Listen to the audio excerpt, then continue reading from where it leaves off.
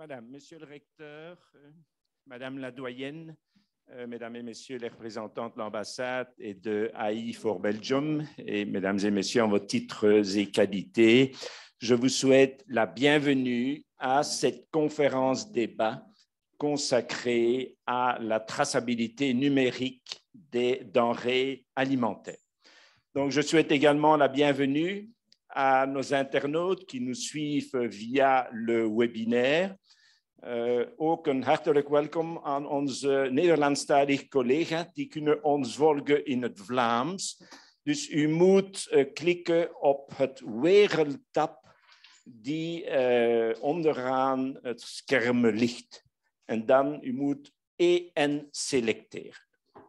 Je passe immédiatement la parole à Pierre Volpert, qui est le recteur de l'Université de Liège, mais qui a également été longtemps le doyen de la faculté de sciences appliquées et polytechniques et le directeur de l'Institut Montefiore, qui est réputé dans le domaine de l'informatique et de l'intelligence artificielle. Merci à mon tour de saluer les délégations de l'ambassade de France et de l'INRAE, de les accueillir ici à Liège, et vous tous, mesdames et messieurs, et ceux qui nous suivent à distance pour cette matinée qui, je ne doute pas, sera passionnante. Comme l'a dit monsieur le professeur Lequeux, bon, j'ai été formé dans le numérique. Je ne suis pas tombé dans petit comme à l'heure actuelle, parce qu'à l'époque, quand j'étais petit, le numérique, c'était encore quelques gros ordinateurs dispersés dans le monde. Mais au fil de mes études et surtout de mon doctorat, je suis plongé à fond dans le domaine, et ça a été mon domaine d'enseignement et de recherche pendant toute ma carrière. Donc, ceci me rend particulièrement sensible à cet événement. Et je dois dire aussi l'aspect qui est l'aspect agriculture, alimentation, qui est certainement un thème qui rapproche la Belgique et la France. Nous intéressons, je pense, aussi autant d'un côté de la frontière que de l'autre à ce qui est culinaire, à ce qui est alimentaire. La France, bien sûr, un pays producteur agricole. La Belgique aussi, pas dans le même domaine, quoiqu'il y ait des rapprochements. Comme vous savez peut-être, les vins belges commencent à apparaître. Je ne sais pas s'ils sont encore vraiment concurrentiels par rapport aux vins français, mais il y a quand même des produits de bonne qualité qui sortent de chez nous. Probablement aussi, ça a été dans le passé une production agricole qui existait ici, qui a disparu au 19e et 20e siècle et puis qui réapparaît maintenant, peut-être grâce au, je ne sais pas s'il faut dire grâce, mais en tout cas est permise par le réchauffement climatique encore limité, heureusement. Alors, quand on parle de numérique et d'agriculture, on parle de traçabilité. Je crois que c'était un des thèmes centraux de cette matinée. Et en fait, la traçabilité est liée à la confiance. Est-ce qu'on sait ce qu'on mange? Est-ce qu'on sait d'où ça vient? Est-ce qu'on sait comment ça a été produit? Et le numérique peut aider beaucoup dans ce domaine-là, comme vous le savez, parce qu'on a maintenant des outils qui permettent de tracer énormément de choses, peut-être de façon inquiétante quand il s'agit de tracer des personnes. On est surveillé numériquement, on est surveillé avec maintenant les passes sanitaires, ce genre de choses. Ce qui est utile, certainement dans ce cas-là, il faut toujours faire attention aux dérives possibles dans ce domaine. Mais dans nos aliments, savoir avec précision d'où ils viennent ne peut être quelque chose de positif. Et le numérique qui inspire la confiance et qui rétablit la confiance, je trouve ça vraiment intéressant parce que c'est une contrepartie d'un autre aspect du numérique qui est la diffusion d'informations pas toujours correctes et qui suscite la méfiance. Alors, avoir cette même technologie qui suscite à la fois la méfiance et amène à des réactions intuitives et pas souvent pas rationnelles, et d'autre part peut rétablir la confiance, est une belle opposition.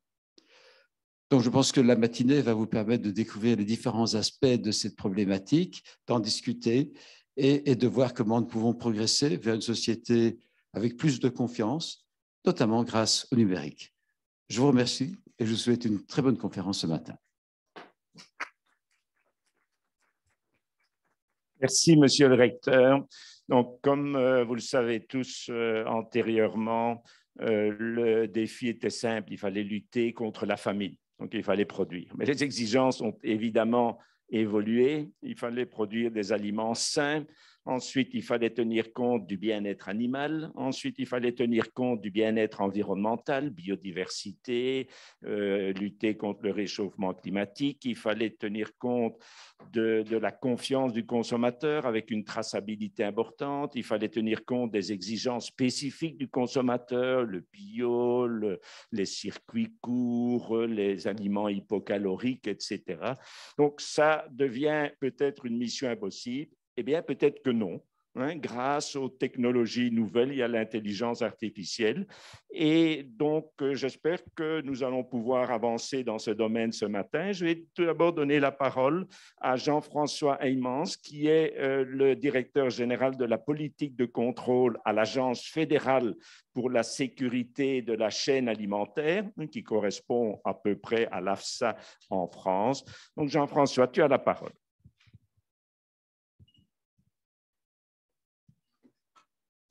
Est-ce que vous m'entendez? Oui, ça a l'air de fonctionner, OK. Merci Pierre, bonjour à tous. Merci aux organisateurs de m'avoir invité à participer à ce symposium particulièrement intéressant, en tout cas je l'espère. Il devrait l'être, le thème l'est. Et il me revient la lourde tâche non seulement de commencer, mais aussi de commencer la pyramide expliquée par Pierre et de donner un aperçu de ce en quoi le numérique, les données peuvent être utiles à la sécurité sanitaire au sein de la chaîne alimentaire. Alors, mon exposé va s'articuler de la sorte. Je vais vous présenter quelques éléments de contexte et ensuite quelques éléments de situation d'aujourd'hui et en quoi on pourrait améliorer cette situation dans l'avenir et plus aller vers le numérique et l'utilisation des données. En un mot, en Belgique, la sécurité de la chaîne alimentaire est encore une compétence fédérale gérée par deux institutions essentiellement, le SPF Santé publique qui définit les normes et l'Agence fédérale pour la sécurité de la chaîne alimentaire, l'AFSCA, qui, elle, définit certaines normes opérationnelles et également effectue les contrôles, et ça sur l'entièreté du pays. Donc, toute la chaîne alimentaire dans tout le pays. C'est la manière dont on fonctionne en Belgique. En termes de responsabilité, les responsables premiers de ce qui est mis sur le marché et de la gestion de ce qui est sur le marché, ce sont les entreprises elles-mêmes. Donc, vous voyez, je l'ai entouré en rouge sur la pyramide. Nous autres, en termes d'autorité, nous assurons que par rapport aux normes qui sont mises en place, elles soient respectées par ce qu'on appelle dans notre jargon les opérateurs, donc les gens sur le terrain qui travaillent au sein de la chaîne agroalimentaire. Et le tout est régi par un système normatif cadre et parfois très détaillé que sont les législations européennes. Je pense qu'en matière de sécurité alimentaire, c'est probablement un des domaines où la Commission européenne, l'Europe, l'Union européenne légifère le plus. Alors, où est-ce qu'on se situe? Mais comme Pierre l'a expliqué, les besoins initiaux premiers de nos ancêtres, c'était juste d'avoir assez à manger. Et ce n'est pas si loin que ça. On peut se souvenir de l'après-guerre, de ce qui a prévalu, de ce qui a été sous-jacent à la mise en place de la politique agricole commune. Donc, c'était le food security. Moi, j'interviens ici pour la deuxième couche, je vais dire, au niveau de la pyramide des besoins. C'est le food safety, donc le fait de pouvoir manger sain, mais au sens manger des aliments qui ne vous rendent pas malade, voire qui ne vous tuent pas. Et les autres intervenants vont développer des éléments plus loin dans les besoins actuels par rapport à des besoins que ce soit en nutrition, durabilité, etc. Alors, on parle de chaîne alimentaire, mais on devrait plutôt parler de réseau alimentaire, tant les systèmes aujourd'hui sont devenus complexes. C'est ici une illustration, un slide que j'ai repris d'une présentation qui nous avait été faite par la Commission européenne. Je pourrais le décliner aussi par un slide un peu plus technique qui est issu du business plan de notre administrateur délégué qui était donc business plan 2021-2024, donc un slide tout à fait récent qui illustre aussi cette complexité de la chaîne alimentaire. Des éléments aussi par rapport à notre mission. Donc, la mission de l'agence, c'est de veiller à la sécurité de la chaîne alimentaire, bien sûr pour protéger les consommateurs, mais également pour s'assurer que tous les produits, au sens très large du terme, donc y compris les animaux, les plantes, puissent bénéficier d'une santé optimale et soient transmis d'un maillon à l'autre de manière qualitative, donc en étant sûr. Et donc, tout ça suppose aussi cette notion de lien entre les différents intervenants intervenants, de chaînes, de réseaux, et donc de l'intérêt de connecter des informations, des données, ce qui est vraiment au cœur évidemment du symposium d'aujourd'hui. On doit également pouvoir mesurer ce qui est fait et le contrôler. Donc pour tout ça, on a également besoin de données. La vision de l'agence, je ne vais pas lire ici, mais c'est de rester, de rester un acteur sûr, indépendant, fiable, mais aussi innovant, et donc en fait d'être une référence. Donc on doit aussi pouvoir évoluer avec les habitudes sociétales, etc., et avec la technologie, dont la technologie des données. Et donc, la digitalisation n'est pas quelque chose de nouveau, hein, c'est une priorité tant au niveau européen qu'au niveau belge. Il y avait eu d'ailleurs de notre comité scientifique un symposium sur le big data dans la chaîne alimentaire qui avait été donné en fin 2018. Et il y a des initiatives privées qui sont également réalisées. J'illustre ici ce que fait un de nos partenaires en termes de santé d'identification animale, l'ARCIA, qui est en train de digitaliser tous les process liés à l'identification et à la traçabilité des bovins. Et en parallèle, ou à côté de ça, en étroite concertation, on est également en train de mettre une législation en place qui permettra la dématérialisation totale de tout ce qui est papier. Alors, le cœur de ce qui nous intéresse aujourd'hui, bien sûr, dans le cadre de l'utilisation des données, un thème principal mis en avant, c'est la traçabilité. Qu'est-ce qui se passe aujourd'hui? Les données, elles existent. Toutes les entreprises doivent avoir des registres de traçabilité, mais beaucoup trop souvent, on a encore des documents papier. Donc, à quoi sert cette traçabilité? C'est évidemment à partir d'un problème identifié, de pouvoir remonter en amont, en aval, pour traiter une problématique, pour gérer un risque qui soit lié à des pathogènes, à la présence d'allergènes, des produits non conformes dangereux, des incidents, des crises, et essayer d'intervenir évidemment avant qu'un fait ne dégénère en incident, voire en crise. Mais dans beaucoup de secteurs, cette traçabilité est, on va dire en général, plutôt bonne, mais elle est lourde à contrôler et à utiliser. On travaille vraiment du maillon -1 au maillon N au maillon +1, et chaque fois manuellement de l'un à l'autre. Ce en quoi les données sont également très, très intéressantes pour nous, c'est leur utilisation pour pouvoir accentuer notre approche qui est basée sur le risque, et donc de pouvoir aller plus loin, et donc basée sur des données qui permettent d'identifier des exploitations, des secteurs qui sont plus à risque, mais sur base de données objectives et utilisables. Ce n'est pas le tout d'avoir des données, il faut pouvoir les utiliser de manière réaliste et humainement faisable, aidé par la technologie, bien sûr. Donc, l'utilisation des données peut nous aider à certifier, prendre en compte tous les considérants dont on doit assurer la certification, mais également produire les certificats numériques en termes d'information, de transparence, tout ce qui existe, par exemple, qu'on fait déjà dans le secteur de l'ORECA, par exemple, où en fonction des résultats de contrôle, on attribue un genre de score via des smileys et des petits logos. C'est des choses qui sont présentes sur nos sites, mais donc qui sont liées à l'utilisation des données, lutter contre la fraude, bien entendu, et notamment capter des signaux par rapport à des données, des données qui pourraient agglomérer, faire tout à coup nous faire apparaître que dans tel domaine, dans telle entreprise, à tel endroit, dans tel secteur, il y a un risque potentiel de fraude, et donc de pouvoir y porter un œil plus attentif et plus ciblé. Des grosses parties de notre travail, c'est également de rapporter en interne en Belgique, bien entendu, également au niveau européen, donc l'utilisation des données et la formatation des données pour pouvoir faire ça au mieux, mesurer ce qu'on fait pour pouvoir de nouveau s'adapter, captation des signaux, j'en ai déjà dit un mot, et alors dans un monde idéal, dans le futur, d'aller de plus en plus vers des modèles prédictifs, que ce soit en termes de santé animale, végétaux, mais également en termes bien sûr de sécurité alimentaire. Donc ça, c'est la situation aujourd'hui qui, comme vous pouvez le voir en pratique, est assez imparfaite. Et l'idéal, évidemment, dans le futur, serait de pouvoir avoir beaucoup plus facilement accès à ces données, de les rendre plus accessibles, de pouvoir les traiter mieux. Je parle notamment en termes de traçabilité, mieux, plus rapidement, plus efficacement. Et dans un monde idéal, on devrait, à partir d'un produit, d'une référence, d'une matière première, en un coup de clic, on devrait pouvoir savoir d'où elle vient et où elle a été disséminée. On en est loin, mais ça, c'est la vision qu'on doit essayer d'avoir, et donc de rendre les données accessible. C'est vraiment vers ça qu'on doit aller. On commence à y travailler, mais il faut reconnaître que c'est très compliqué au niveau institutionnel, dans le sens où il faut d'une part avoir une acceptation sur la faisabilité du système et à pouvoir aller vers une transparence totale, ce qui n'est pas forcément facile. Ensuite, si tel pouvait être le cas, il faudra en plus un système techniques, pratiques qui le permettent. Et alors, tous les autres thèmes que j'ai déjà cités qui pourraient encore être améliorés. Donc, je ne reviendrai pas dessus. Voilà, Pierre, j'en ai fini pour ma part. Merci à tous pour votre écoute. Voilà, merci beaucoup, Jean-François. Je vais maintenant donner la parole à Antoine Clinquart, qui est professeur à la faculté de médecine vétérinaire de l'Université de Liège et qui dirige le laboratoire de technologie des denrées alimentaires. Voilà, Antoine, tu as la parole.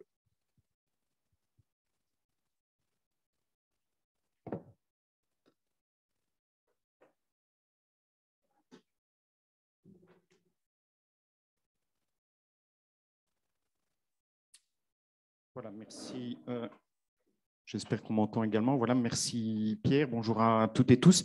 Je vais essayer en une dizaine de minutes maximum d'aborder aussi ce sujet, probablement avec une autre approche. Je viens de la faculté de médecine vétérinaire, donc pas très loin d'ici, quelques centaines de mètres. Et comme technologue des denrées alimentaires, j'aurai une approche qui est peut-être un peu plus généraliste. Et je ne peux évidemment pas me prétendre être un expert en application numérique, mais peut-être voir ça évidemment de manière plus globale. Alors, comme l'a fort bien expliqué Jean-François Heymans, la traçabilité est évidemment au départ un outil de gestion de la qualité et de la sécurité sanitaire des aliments. Et pour les plus anciens d'entre nous, nous avons vécu les crises sanitaires dites de la vache folle, dites de la dioxine. Et il y a clairement un avant et un après crise et les outils de traçabilité se sont très fortement développés au fil du temps. C'est d'ailleurs un des principes généraux de ce qu'on appelle le paquet hygiène, qui est la réglementation européenne en matière de sécurité sanitaire des aliments. On est évidemment 20 ans plus tard et le contexte a évidemment quelque peu évolué. Alors, la traçabilité, je ne vous apprends rien, c'est évidemment, je reprends ici une définition d'un règlement, la capacité de retracer le cheminement d'un aliment, d'un animal ou de tout ingrédient qui entrerait dans la chaîne alimentaire. Et donc, on comprend évidemment l'importance en termes de gestion de la sécurité sanitaire et tout ça fonctionne fort bien et la digitalisation, le numérique ont évidemment permis d'approfondir et de maîtriser au mieux ces techniques. Jean-François avait évoqué les blockchains qui ont d'ailleurs fait l'objet d'un symposium du comité scientifique de l'AFSCA il y a quelques années, vu évidemment le développement de ce type d'outils. On est, je l'ai dit, 20 ans après les crises sanitaires et donc la perception du consommateur a peut-être évolué et la traçabilité au sens strict, un cheminement de l'aliment ou des ingrédients n'est peut-être plus perçu tout à fait de la même manière.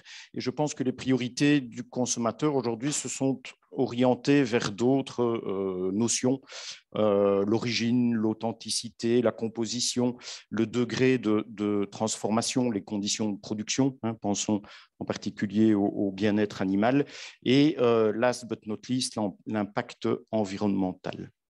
Et dans ce contexte, évidemment, toute une série d'applications numériques ont été développées, sont aujourd'hui disponibles. Et à titre d'exemple, ici, je reprends un extrait de la revue de l'industrie alimentaire. Donc, c'est une revue française, si je lis bien, donc ça date de 2019. Et déjà, en 2019, ces outils occupait une place importante, puisqu'on évoquait à cette époque déjà l'utilisation par 25% de la population, utilisation assez récente. Et au fil du temps, certains outils ont pris une place relativement importante et on évoque ici, je le prendrai à titre d'exemple, Yuka, petite application symbolisée par une carotte que sans doute certains d'entre vous connaissent. Et bien évidemment, ces applications se développent, ne sont pas forcément utilisées par tous les consommateurs. Et comme on l'évoque ici, ben, c'est plutôt en général, disons, la couche plus aisée de la population, donc les couches socio-professionnelles plus favorisées, probablement aussi les millennials, les plus jeunes, qui évidemment sont beaucoup plus à l'aise avec ce type d'application. Mais force est de reconnaître, et je pense que Yuka est quand même un exemple relativement représentatif, c'est que ces applications ont relégué, et c'est ce qu'on conclut sur cet article, elles ont relégué au second plan des informations comme l'origine et la traçabilité au sens strict du terme. Alors donc voilà cette fameuse application Yuka disponible pour tout le monde. Et force est de constater qu'il faut prendre un peu de recul par rapport à ces applications et avoir une certaine analyse critique. Et pour l'illustrer, je prendrai tout simplement l'exemple ici d'une communication de Testachat. Donc Testachat, organisation de défense des consommateurs bien connue en Belgique, qui titre ici dans son volet test santé, application Yuka consommée avec modération. Donc il est clair qu'il peut y avoir parfois certains malentendus. Et à titre d'exemple ici, l'algorithme utilisé par Yuka est basé sur le Nutri-Score, disons l'information nutritionnelle, mais pas que. Et donc, je pense que c'est pondéré à raison de 60%, mais 30% du score est en fait lié à la présence ou non d'additifs, 10% au fait que le produit est bio ou pas. Et donc, on part dans ce type d'algorithme avec certains fondements de départ qui peuvent être discutés. Un produit bio n'est pas forcément plus sain. Les additifs sont évidemment pas tous à considérer de la même manière. Et donc, il peut y avoir à certains moments des malentendus et il peut y avoir une interprétation biaisée de la qualité des aliments, au point que, et c'est de bonne guerre, certains industriels, évidemment, n'hésitent pas à réagir. Et vous le voyez, un exemple ici, en France, d'une entreprise qui, évidemment, a réagi au sens, je dirais, juridique, puisque l'impact commercial, on l'aura compris, en termes d'image, est loin d'être négligeable. Alors, ces outils se développent vite. On voit apparaître d'autres outils sur la notion de transformation. Et vous savez que on discute beaucoup actuellement de la notion d'aliments ultra transformés et de leur lien avec la santé. Et donc, à titre d'exemple, ici, une application disponible qui est SIGA et qui est, disons, basée sur un score qu'on appelle ANOVA et qui donc exprime le degré de transformation des aliments. Et à titre d'exemple, ici, vous avez deux aliments, de la choucroute garnie, préparée, de deux compositions différentes. Une est très bien classée ou bien classée à droite, une les moins à gauche. Et là aussi, je pense un peu attention aux raccourcis. Vous le voyez, on met en évidence la présence d'additifs, par exemple, mais tout ça est évidemment beaucoup plus complexe. Je citerai à titre d'exemple une étude de collègues français qui s'étaient intéressés aux pizzas industrielles et le score de transformation, à la limite, n'était pas tout à fait, disons, correct. Et ils avaient, par exemple, mis en évidence que des pizzas surgelées étaient, sur le plan, disons, santé, de qualité supérieure à des pizzas fraîches. Et ce n'est pas du tout la perception qu'en a le consommateur. Et ce n'est pas du tout ce qui ressortait, disons, de l'analyse par ce type d'algorithme. Un point important à prendre en compte également est, disons, l'incertitude de mesure de ce type d'outils. Et je ne citerai à titre d'exemple qu'une application ici qui, sur base d'une analyse d'image du contenu de l'assiette, exprime le caractère sain, la valeur nutritionnelle, énergétique, etc. de l'aliment. Bon, tout ça est évidemment à prendre pour une indication, mais pas pour une information sûre et fiable. Se pose aussi la question de la responsabilité. Et à titre d'exemple, ici, vous voyez donc des applications dédiées aux allergies alimentaires et très utiles évidemment pour les personnes qui souffrent d'allergies ou d'intolérance. Mais quid si un jour une telle application donne une information erronée, qui est responsable, en particulier s'il s'agit d'outils ou d'approches de type open source. Alors, je terminerai par des conclusions qui sont extraites de ce que l'on appelle une expertise scientifique collective. Aujourd'hui, on fait évidemment le lien entre la France et la Belgique. Et côté français, en fait, les décideurs, les autorités sont demandeurs évidemment d'une expertise scientifique collective sur toute une série de sujets. Et j'ai eu l'opportunité de participer à une expertise scientifique collective sur la qualité des produits d'origine animale. Et dans le rapport de cette expertise, on fait notamment allusion à l'émergence de tous ces outils. Et dans les conclusions, on met évidemment en avant le Nutri-Score qui, lui, je pense, aujourd'hui est reconnu et quelque part validé sur le plan scientifique. Mais on attire évidemment l'attention sur l'émergence d'autres applications qui ne sont pas forcément validées scientifiquement. Et dès lors, il convient d'être vigilant quant à la fiabilité de ces infos et de ces conseils. Et puis se pose évidemment, on en reparlera peut-être tout à l'heure, la question évidemment du traitement, de l'utilisation des données personnelles. Alors évidemment, il ne faut pas voir tout ça de manière négative. Ces outils sont utiles, ils peuvent être précieux, mais il faut évidemment les accompagner.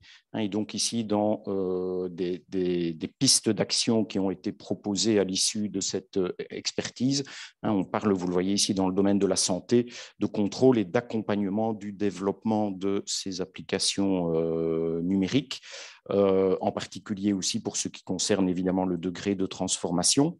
Alors, ces applications, on n'en est peut-être encore qu'au début, il y a des tas de potentialités, et notamment la prédiction de la qualité des aliments sur base, par exemple, de facteurs d'élevage ou de facteurs de culture, donc des aspects plus agronomiques, pour prédire la qualité des produits par des approches multicritères. Alors, on en est encore aujourd'hui, évidemment, au stade de la recherche, mais il y a énormément de potentialités dans ce domaine. Voilà. Merci. Merci.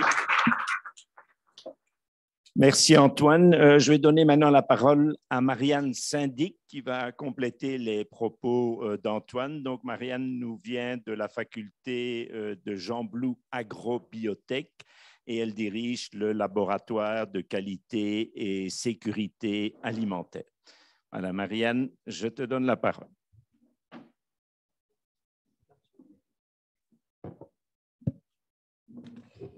Voilà, merci Pierre et bonjour à toutes et tous.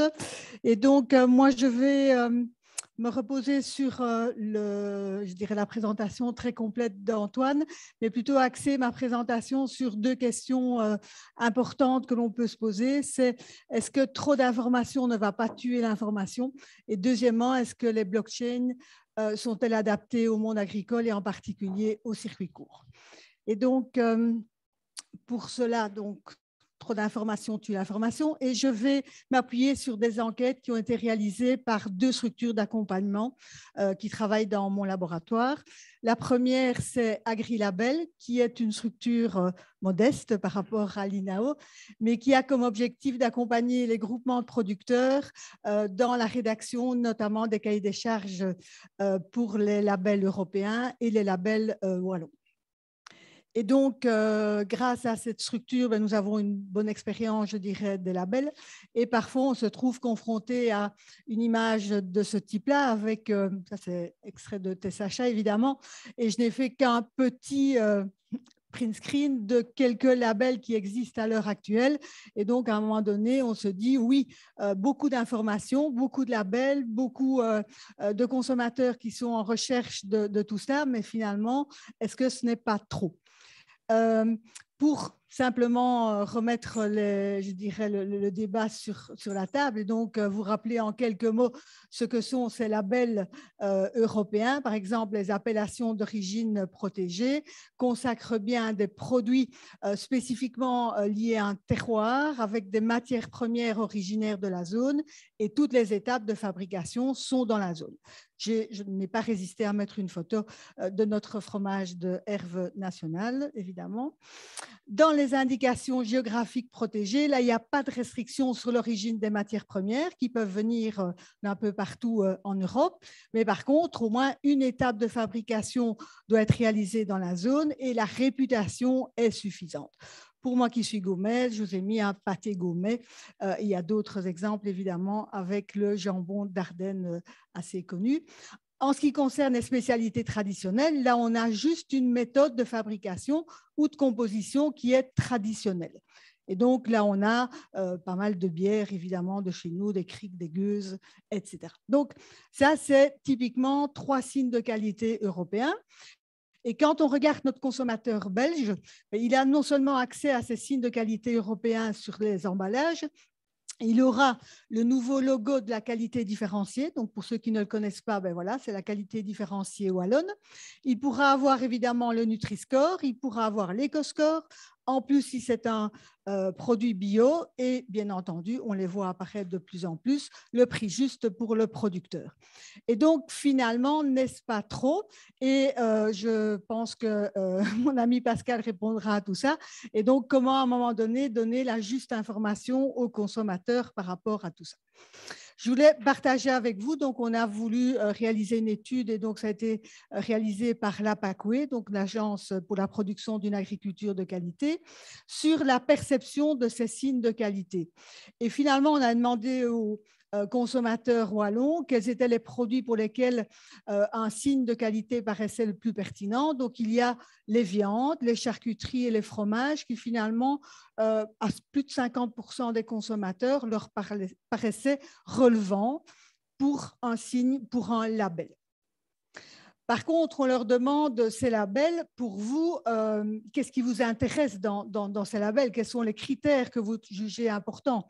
Il y a de tout, il y a même la sécurité alimentaire, il y a l'authenticité, le bien-être animal, le prix équitable, la proximité, l'éthique, etc. Donc, on voit que si on prend l'ensemble des consommateurs, leur vision des labels et de ce qu'ils recherchent sur un label va être très, très diversifiée.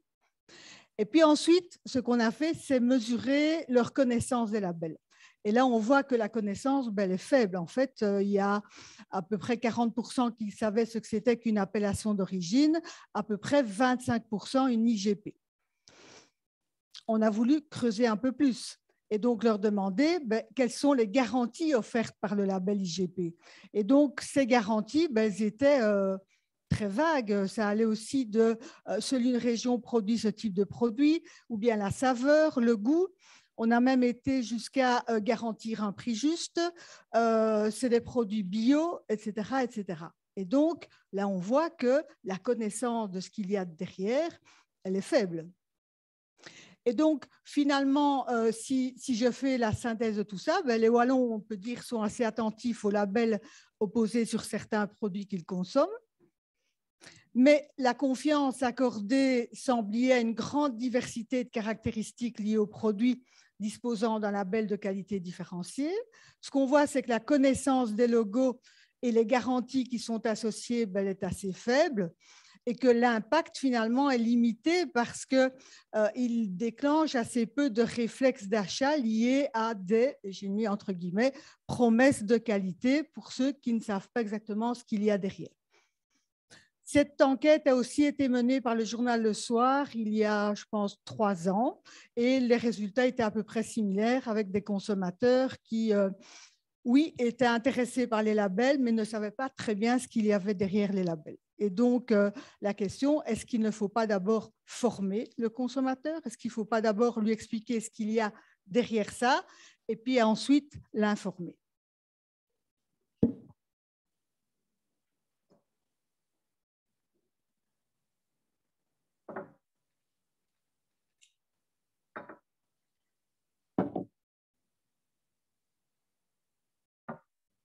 Voilà, donc ça, c'était mon premier exposé. Et le deuxième, c'est est-ce que les blockchains sont finalement adaptés au circuit court?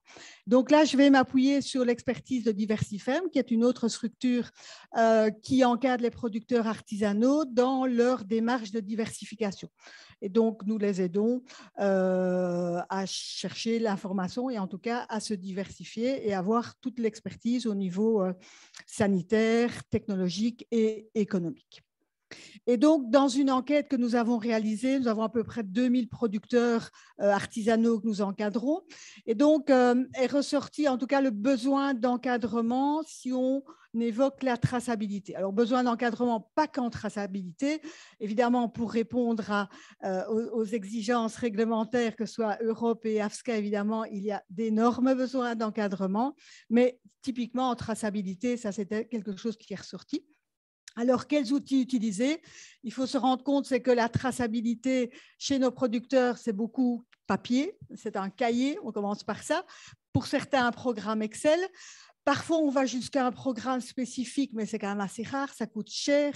Et donc, assez peu de producteurs font le pas d'aller vers un programme de type ERP, etc. Dans ce cas-là, comme les données sont papier, c'est très difficile de transmettre des informations à d'autres opérateurs de la chaîne alimentaire et la plupart du temps, tous se plaignent évidemment que c'est chronophage. Alors, on a fait 2 outils, notamment un Vademecum pour les aider pour la commercialisation de leurs produits en circuit court. On a réalisé un document avec tatou sur ton étiquette parce que je dirais que la base, c'est au moins d'avoir un produit étiqueté correctement et avec toutes les informations nécessaires. Et donc, ça, c'était le premier résultat de l'enquête. Et alors, on a été plus loin de voir est-ce que la blockchain pourrait amener des informations. Et donc, en leur expliquant que la blockchain, c'est finalement d'enregistrer toutes les étapes de la vie d'un produit impliqué dans une supply chain agroalimentaire. Alors, pour moi qui viens de Gembloux et qui ai beaucoup de collègues qui travaillent dans ce qu'on appelle le smart farming, donc avoir à un moment donné des capteurs qui sont sur des animaux pour voir les trajets suivis par les vaches, les capteurs sur les tracteurs, des capteurs sur des drones, etc. C'est vrai qu'on se dit l'agriculture de précision, les fermes 2.0, ça c'est possible. Ça c'est possible, hein. Peut-être pas tout de suite, mais on pourrait y arriver. Par contre, y a-t-il un intérêt pour les producteurs artisanaux? En tout cas, ceux qui sont en vente directe et peuvent expliquer directement aux consommateurs les qualités, les propriétés des produits qu'ils ont fabriqués, ils ne voient pas d'intérêt. Par contre, peut-être en vente indirecte, si leurs produits vont chez un autre producteur, s'ils vont en restauration et typiquement s'ils vont en grande et moyenne surface, même s'il n'y a rien à faire quand ils sont présents, quand ils vendent leurs produits, quand ils expliquent leurs produits. Je pense que Pascal sera d'accord avec moi, c'est quand même encore mieux qu'un code-barre. Alors, pour eux, l'encodage des données est fastidieux. Donc là, peut-être que nos collègues français pourront nous expliquer comment faciliter l'encodage par rapport à ça. Et alors, moi, personnellement, je pense qu'il y a des informations pertinentes qui sont à définir. Tout n'est peut-être pas expliqué. Là, je vous ai mis un plateau de fromage et donc, faut-il expliquer de A à Z toute la, je dirais, tout depuis l'élevage et depuis l'alimentation de la vache laitière jusqu'à les différentes étapes de transformation. Et donc, voilà, quelques questions qui vont permettre d'ouvrir le débat.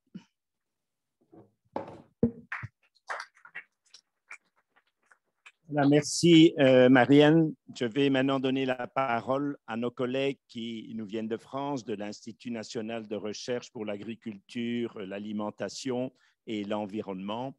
Et tout d'abord, je donne la parole à Isabelle Pillot-Lepetit, qui est la directrice adjointe de Digitac, qui est l'Institut de convergence agriculture numérique. Merci beaucoup. Voilà. Merci beaucoup. Donc, tout d'abord, je vais prendre un petit temps pour vous expliquer ce que c'est que Digitag, parce que c'est une structure très particulière, hein, qui a que 4-5 ans d'existence. Donc, c'est un institut convergence et c'est le seul en France dédié à l'agriculture numérique. Il est localisé dans le sud de la France, donc principalement à Montpellier, mais il y a aussi des antennes à Toulouse, Rennes et Avignon. C'est un institut qui a une durée de vie de 8 ans, donc on est aujourd'hui à la moitié. et qui a pour fonction de faire une convergence, donc au niveau des chercheurs, au niveau des disciplines. Et donc aujourd'hui, on regroupe 700 personnes qui sont dans 29 unités de recherche, donc localisées sur ces différents territoires. Et toutes ces personnes vont travailler au développement d'une agriculture numérique responsable. Et donc ça, c'est vraiment notre objectif. Donc de la collecte des données à l'usage des outils numériques, c'est de réfléchir aux conséquences du développement de ces technologies. Alors pourquoi ? Notamment parce qu'aujourd'hui, en fait, beaucoup de technologies sont prêtes, elles sont commercialisables, mais elles sont peu adoptées ou peu utilisées. Et donc, en fait, on est face à des technologies qui sont très développées, opérationnelles, et des acteurs qui sont réticents à s'impliquer. Donc, pour plein de raisons. Et donc, cet institut conduit aussi des recherches en interdisciplinarité. Donc, on a trois champs qui sont explorés, sciences de l'ingénieur, sciences du vivant et sciences humaines et sociales. Et les projets sont montés de manière à avoir au moins 2 disciplines, voire 3. Voilà, donc on a une orientation vers l'innovation, même si ce n'est pas notre fonction. Notre fonction, c'est la recherche et l'enseignement supérieur. Et on est donc financé par l'Agence nationale de la recherche en France. Donc aujourd'hui, qu'est-ce que c'est Digitag? C'est 60 thèses cofinancées. Donc une partie par Digitag et une partie par les instituts de recherche en France ou de l'enseignement supérieur. C'est aussi des thèses labellisées, c'est-à-dire des thèses qu'on n'a pas financées, mais qui sont sur ces thématiques-là et qui demandent le label Digitag. C'est aussi 150 bourses de master, 18 années de postdoc et puis une animation scientifique pour dynamiser cet institut, puisqu'il n'a pas de lieu physique. Hein, c'est un institut qui se regroupe ponctuellement à chaque fois qu'il y a des opportunités. Alors, donc moi, on m'a demandé donc de faire le point sur les technologies numériques, hein, forcément. Et donc, pour commencer sur technologie numérique et traçabilité, en fait, je voudrais revenir à cette notion qui a été mise en introduction de confiance. En fait, aujourd'hui, on associe technologie numérique avec retour de la confiance. Alors, c'est quelque chose qu'il faut réfléchir, parce que qu'est-ce que c'est que la confiance? Alors, première question, est-ce que la confiance, c'est pas rétablir des proximités entre les acteurs dans un premier temps? C'est-à-dire que le système agroalimentaire s'est développé au fil des années, il a été régulé par la législation.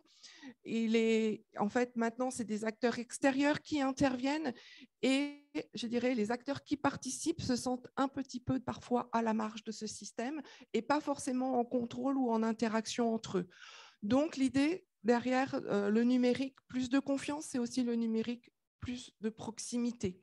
Alors, je mets des exemples pour vous expliquer mon propos.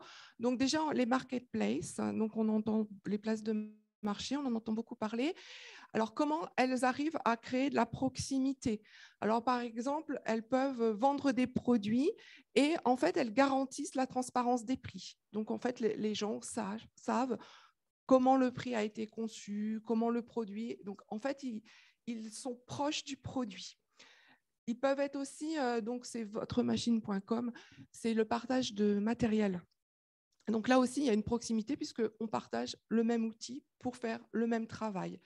LinkedIn Farm, donc ça c'est à l'amont, c'est pour recruter des personnes, voilà, avec des spécialités, pour avoir du conseil, ou Mimosa, des financements participatifs où on investit dans l'agriculture et l'alimentaire.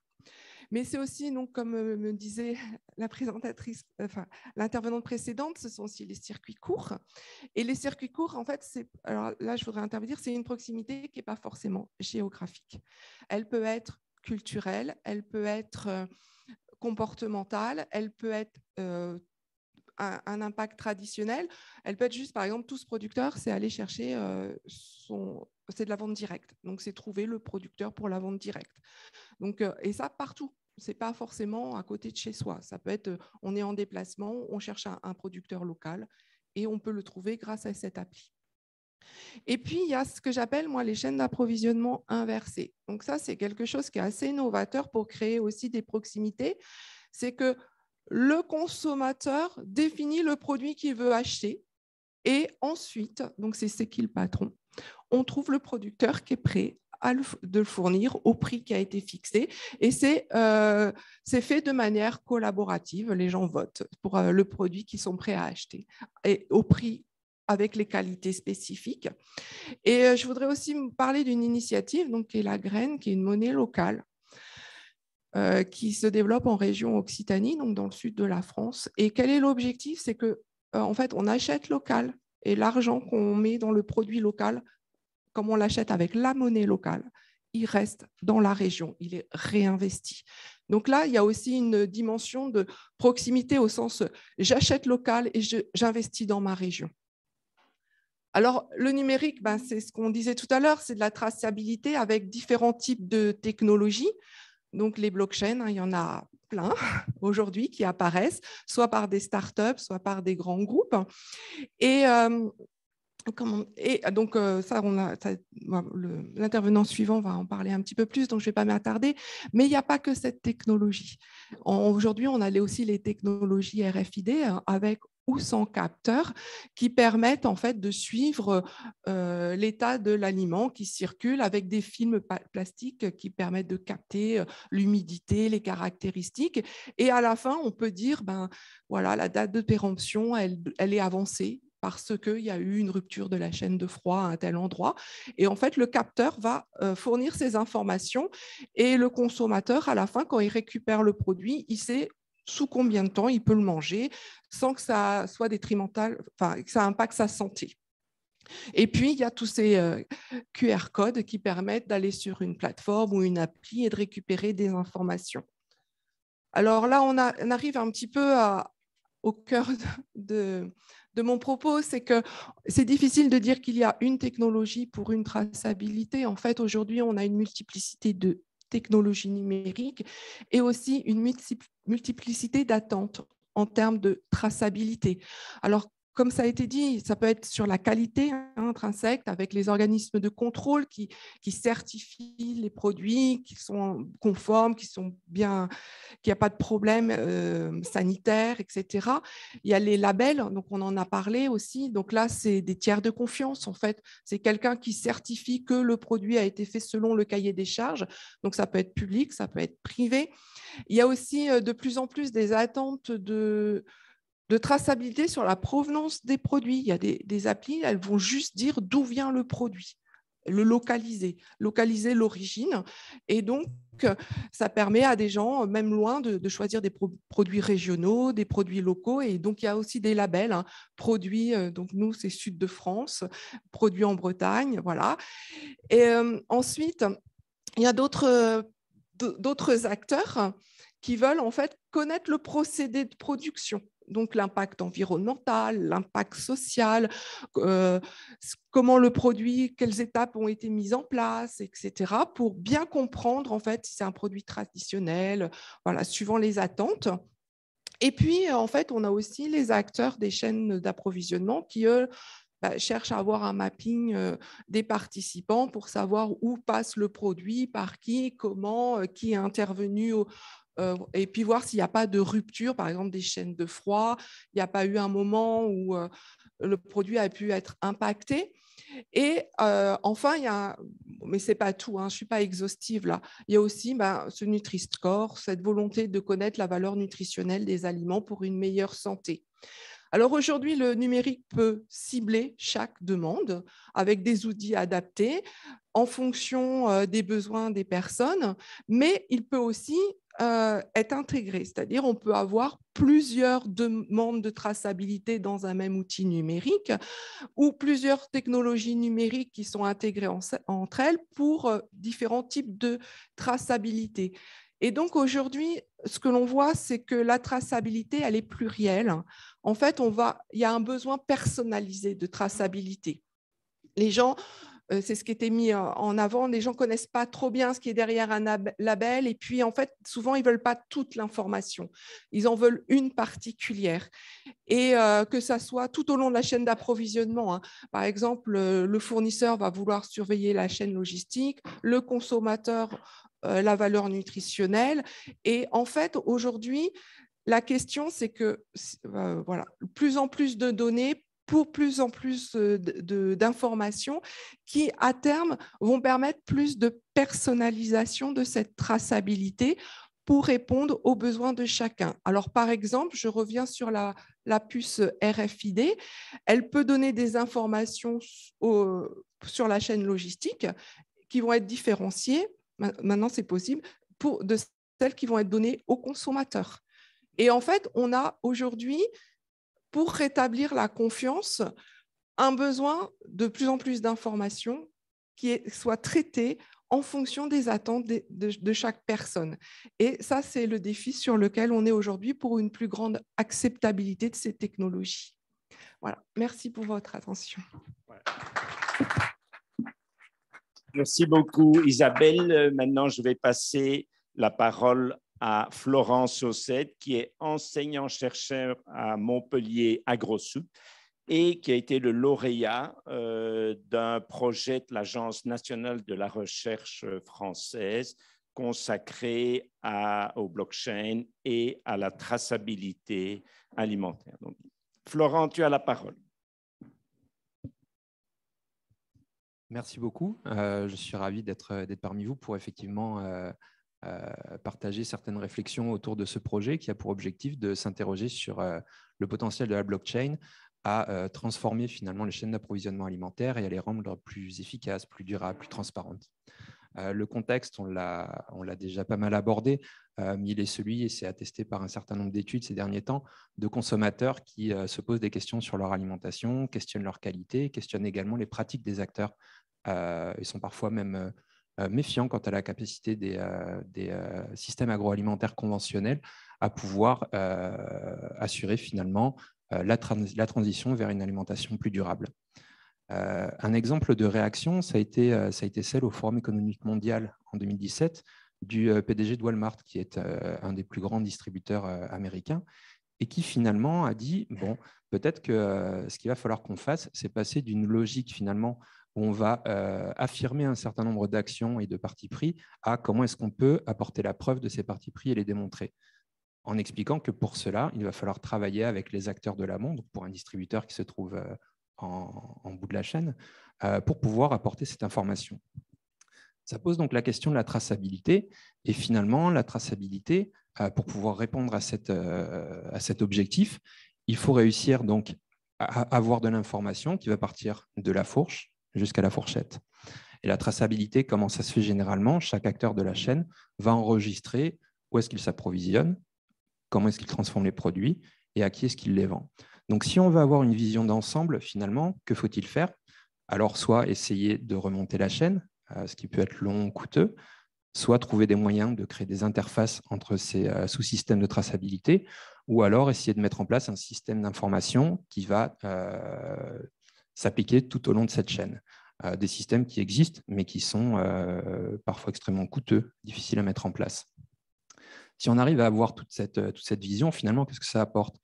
De la transparence sur les produits, au niveau de la traçabilité donc, du produit, on peut remonter à ses origines, mais il y a aussi des enjeux pour les managers, c'est-à-dire pour les logisticiens, pour les acheteurs, d'avoir de la visibilité sur leur chaîne d'approvisionnement et de pouvoir plus facilement les piloter. L'idée derrière l'annonce de Doug McMillon, le PDG de Walmart, c'était de se dire est-ce qu'on peut étudier les propriétés de la blockchain pour pouvoir mettre en place finalement une traçabilité de bout en bout. Alors la blockchain, je vais vous en parler très rapidement, je vais essayer d'être bref. Qu'est-ce que c'est? Finalement, c'est une structure de base de données qui a été déployée pour pouvoir permettre les transactions de crypto-monnaies, notamment de Bitcoin. Grosso modo, de pouvoir faire des transactions sécurisées entre des personnes qui ne se connaissent pas. L'intérêt pour la traçabilité, c'est de se dire finalement, on va avoir un grand livre, un registre, dans lequel tous les acteurs vont pouvoir écrire de l'information, et cette information ne pourra plus être modifiée, elle ne pourra pas être falsifiée. Donc, tous les acteurs vont partager, si vous voulez, cette information qu'ils vont collaborer à écrire, pour faire bref.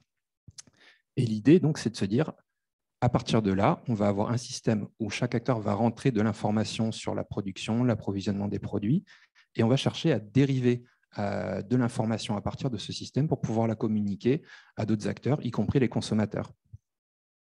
Finalement, ce qui nous intéresse dans ce projet, ce n'est pas tant la dimension technique que celle de se dire la blockchain, finalement, peut être une innovation dite institutionnelle, c'est-à-dire qu'elle va permettre des modes d'organisation qui sont différents. Et notamment, si on regarde ce qui se passe au niveau des crypto-monnaies, c'est une technologie qui permet de se passer des tiers de confiance.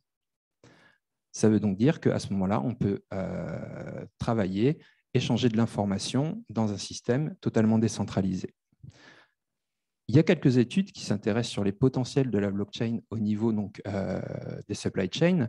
Et qu'est-ce qu'on voit? On voit qu'il y a pas mal de potentiel quant à la durabilité des chaînes d'approvisionnement. Par exemple, surveiller les pratiques environnementales et sociales des acteurs, évaluer l'empreinte carbone des produits, réduire les fraudes dans des réseaux d'approvisionnement qui sont complexes, mais également donc, des enjeux en termes de lutte contre le gaspillage, de pouvoir mieux identifier des produits contaminés plus précisément, plus rapidement, et aussi donc, de pouvoir améliorer le pilotage des chaînes logistiques.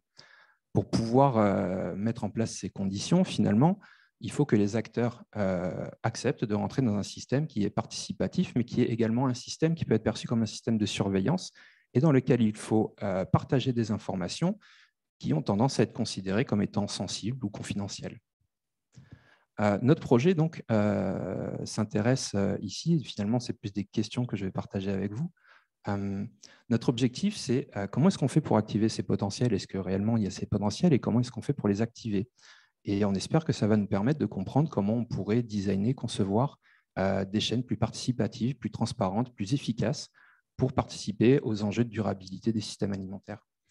Alors concrètement, ce qu'on a envie, c'est de comprendre comment la blockchain va modifier les modes de fonctionnement et les comportements des acteurs des chaînes. On pense que tout ça peut s'analyser dans le cadre des interactions entre les acteurs dans les chaînes alimentaires. On se pose la question, pour chacun de ces acteurs, finalement, quelle valeur ça va pouvoir leur apporter et quelle est la valeur qu'on va pouvoir créer d'un point de vue collectif? Comment est-ce qu'on peut évaluer ça? Et on se pose aussi la question, du coup, de finalement, quel va devenir le rôle de l'intermédiation dans des chaînes qui deviennent participatives et quels sont le rôle des acteurs dans ces chaînes participatives. Comment s'y prendre? On a réuni une équipe de 9 chercheurs pluridisciplinaires qui s'intéressent au marketing social, au comportement des consommateurs, au marketing interorganisationnel, à la logistique, pour pouvoir étudier tout ça. Et on souhaite mettre en place donc, une démarche participative avec des managers et avec des consommateurs. Dans les grandes lignes, ce projet, on va s'intéresser à 4 blocs. Un bloc sur le pilotage des chaînes, un bloc sur le pouvoir et le pouvoir-faire finalement dans ces chaînes, un bloc sur la confiance et un bloc sur les capacités d'intégration des consommateurs. Alors des exemples de questions pour illustrer qu'on se pose sur le pilotage des chaînes. Si on est dans des chaînes qui sont devenues plus transparentes, plus participatives, comment est-ce qu'on anime finalement ces collectifs? Quel est notre rôle en termes de participants et comment est-ce qu'on fait pour insuffler ce genre de dynamique? On a placé aussi les consommateurs comme juges des pratiques des acteurs.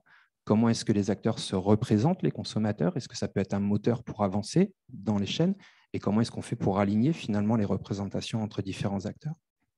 Au niveau du pouvoir-faire, on se pose les questions de quelles données partager et pour construire quelle information, quel est le périmètre des activités qui sont susceptibles d'être modifiées, par exemple les achats, la qualité, la logistique.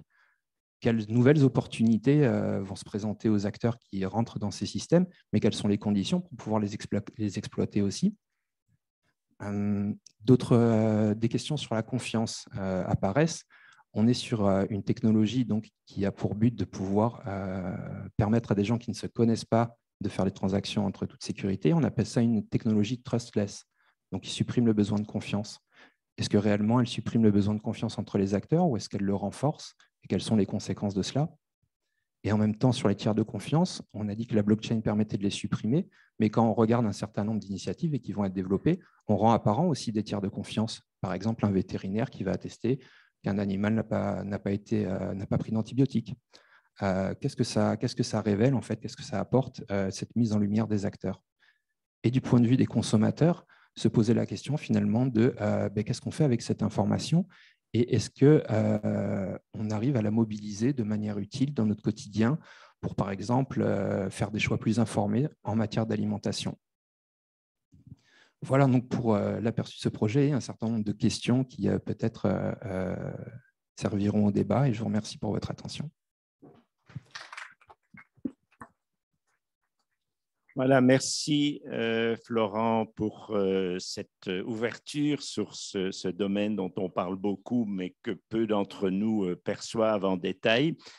La parole maintenant est à la distribution et à Pascal Léglise, qui est vétérinaire de formation, mais qui est le directeur de la responsabilité sociétale, qualité et développement durable chez Carrefour Belgique. Pascal, tu as la parole. Merci bien. Je vais d'abord demander à notre ami technicien de pouvoir bien venir me recabler pour pouvoir faire passer la présentation. Et je vais, en introduction, le temps de me rebrancher ici un petit instant, déjà faire l'introduction en remerciant d'abord mes collègues qui m'ont permis de faire ces présentations. Une ingénieure agronome qui s'occupe tout particulièrement du concept ici en Belgique, mais qui est Made in France, auprès du monde agricole belge. Dans un deuxième temps, notre ingénieur civil, patron du digital, qui lui est en quête systématique de nombreuses données que pour pouvoir alimenter ce qu'il souhaite développer aussi comme information aux consommateurs. On n'oubliera pas le marketing et vous voyez déjà que nous sommes à 4 à travailler sur ce projet.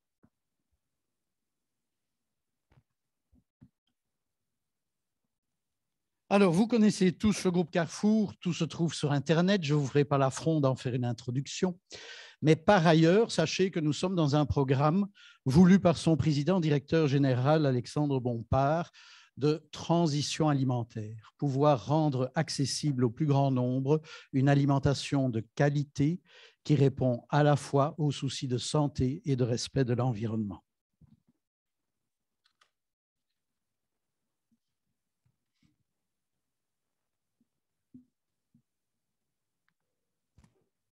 Cet intermède n'était pas prévu comme tel. Alors, en ce qui concerne les blockchains, nous allons aller directement à la présentation.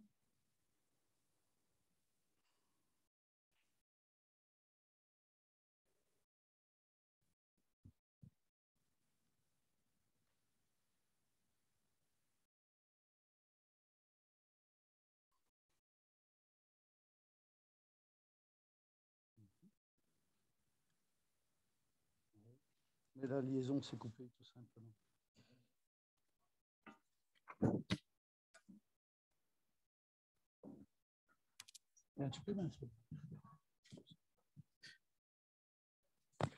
En ce qui concerne l'introduction de la blockchain chez Carrefour, c'est en 2019 que le président Bompard a souhaité pouvoir initier cette démarche, probablement aussi suite aux discussions internationales qu'il avait par ailleurs, et on a parlé de Walmart, et plusieurs de grands distributeurs sont allés dans la même voie. La volonté était effectivement de restituer un climat de confiance et de pouvoir par ailleurs donner un maximum d'informations aux clients pour ceux qui souhaitaient bien entendu avoir cette information. Et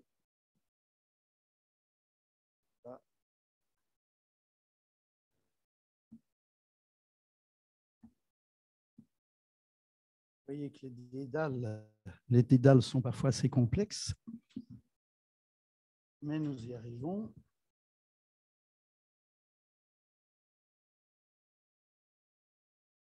Voilà.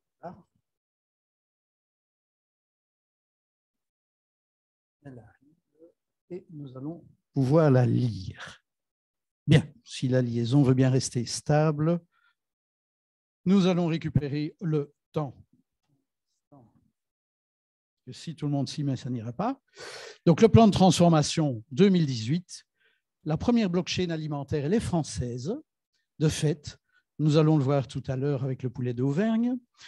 Nous avons développé une similaire approche sur le poulet d'antan, qui est un poulet belge, ardennais de surcroît. D'autre part, le groupe Carrefour a signé au niveau mondial un partenariat avec IBM Food Trust, qui est d'application pour l'ensemble des pays où nos concepts de filière qualité sont déclinés et pour lesquels vous voyez déjà dans ces 9 pays différents, c'est la même technologie centralisée par IBM Food Trust où les différents partenaires adhèrent au travers des cahiers de charges que nous proposons de développer pour apporter les garanties voulues au niveau du client. Dans le concept de filière qualité, on l'a dit tout à l'heure, il y a la notion de filière.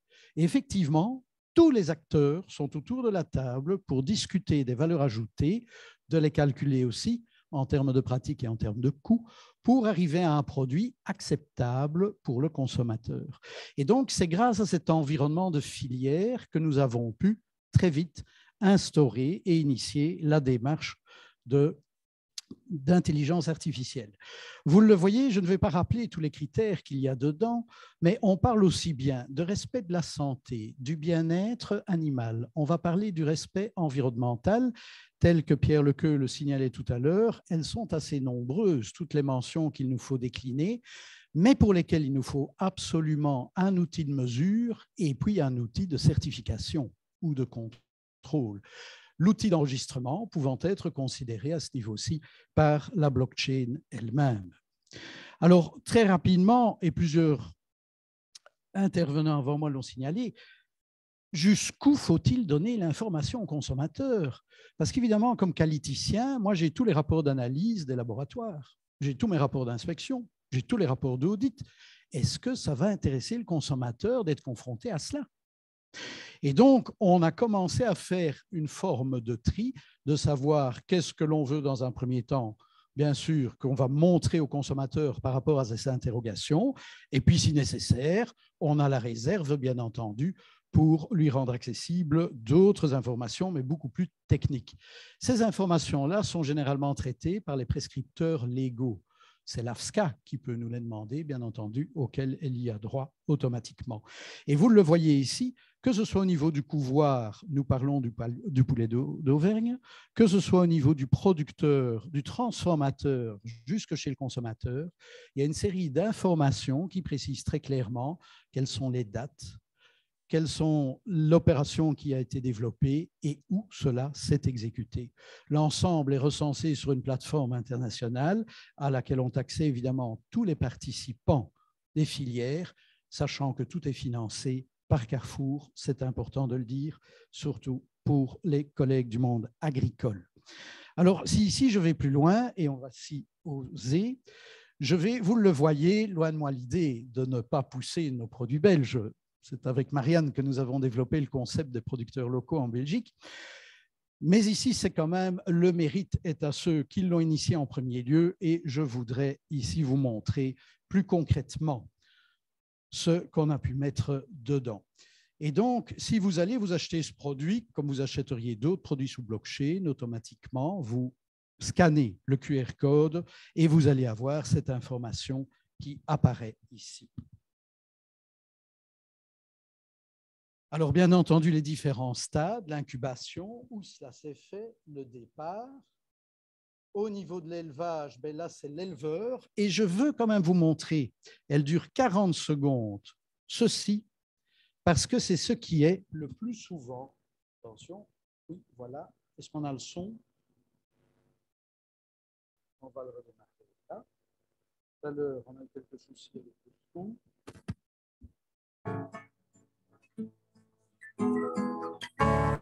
Bonjour, je suis François Daché, je suis éleveur de volailles label rouge d'Auvergne sur la commune de Louzillard.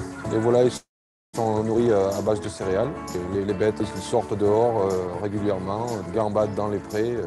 Les volailles sont soignées avec des plantes. On garde les volailles plus longtemps, ce qui donne une chair plus ferme et un meilleur goût. Quand je conseille un proche, je lui dis que s'il va dans un magasin, un supermarché, s'il trouve les volailles fermées d'Auvergne, il sera sûr d'avoir la qualité.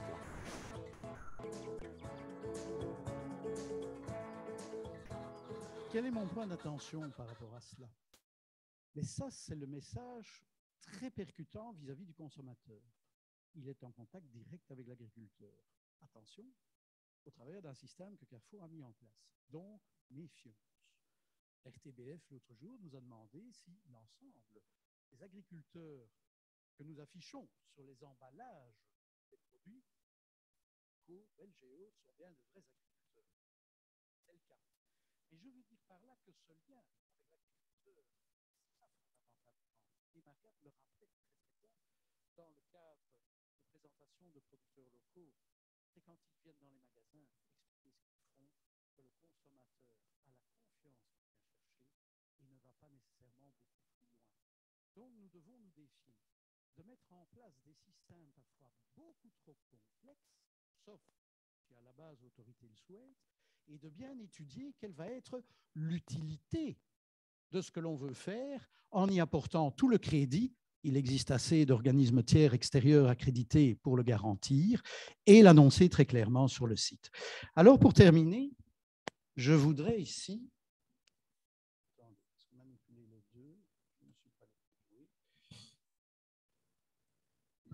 Ici, vous le voyez, c'est un exemple de saumon fumé FQC. Mais vous retrouvez une information qui, d'emblée, vous cliquez dessus, vous allez avoir immédiatement le certificat, la validité, qu'est-ce qu'il couvre ou pas.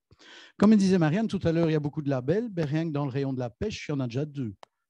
C'est la pêche durable et puis c'est l'aquaculture durable. Ça vous fait déjà deux labels, mais le client nous demande si le produit provient de la pêche traditionnelle ou s'il vient d'un élevage. Donc, on a bien l'obligation d'utiliser les deux. Et là aussi, il faut se poser la question, c'est vrai qu'il y a beaucoup d'informations à donner aux clients parce qu'aujourd'hui, le monde de l'industrie, le monde de l'agriculture et du commerce, nous sommes capables de fournir beaucoup d'informations. Ici, nous sommes par exemple à Taïwan et je ne vais pas vous le passer, on va aller plus vite pour respecter le temps, mais vous avez clairement décrit pour cet élevage de porc l'utilisation, la non-utilisation d'antibiotiques après sevrage. Et là, ce sont les certificats signés par les vétérinaires qui, en ligne, tombent régulièrement au fur et à mesure des lots de production. Voilà un autre système. Est-ce que nos amis taïwanais ont ce besoin de réassurance? Ça, je ne le sais pas. Il y a d'autres spécialistes qui peuvent nous expliquer la situation sanitaire au niveau international. Mais par ailleurs, vous voulez savoir si l'abattoir est tout à fait aux standards et aux normes hygiéniques, ça se trouve dedans et ça nous permet d'avancer. Alors ici, on va voir si cela fonctionne. Je voudrais vous emmener dans un autre monde du commerce qui est le nôtre dans le cadre du commerce digital. S'il veut bien se brancher, voilà, vous voyez déjà le nombre de données. Regardez bien la partie gauche de l'écran. Bon, la partie droite, vous connaissez, et je ne viens pas ici pour faire du pro-domo. Mais dans la partie gauche, regardez bien tous les filtres que nous devons déjà, que nous essayons d'utiliser pour rencontrer des attentes que nous avons mesurées chez les clients.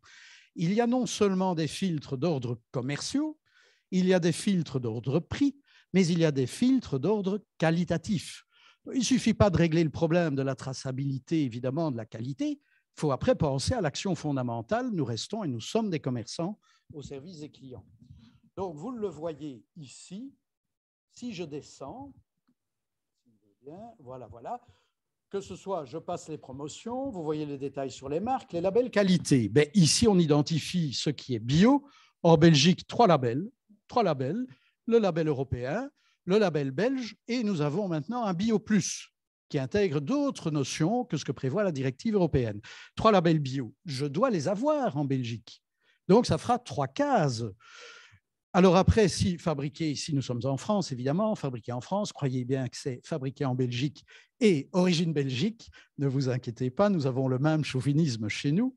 Les appellations d'origine protégée, forêt. Puis on va les régimes et préférences alimentaires. Ben oui, les clients qui viennent chez nous, tantôt ils veulent sans lactose, sans gluten, végétarien, végétalien, sans sucre ajouté, produits frais.